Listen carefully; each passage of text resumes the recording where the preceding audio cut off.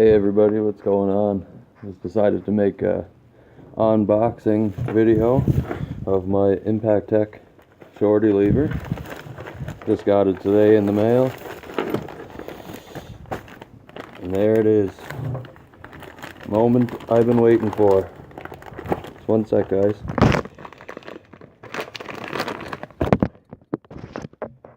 There it is.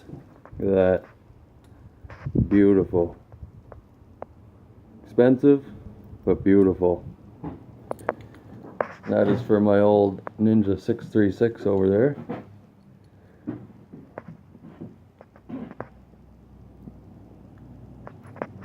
Here's the Ninja 250.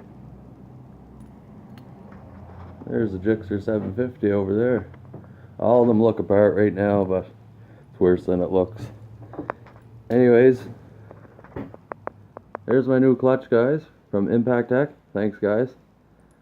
And I still have snow out there on the ground, so hopefully in another month when that's gone, I'll give a review of this product.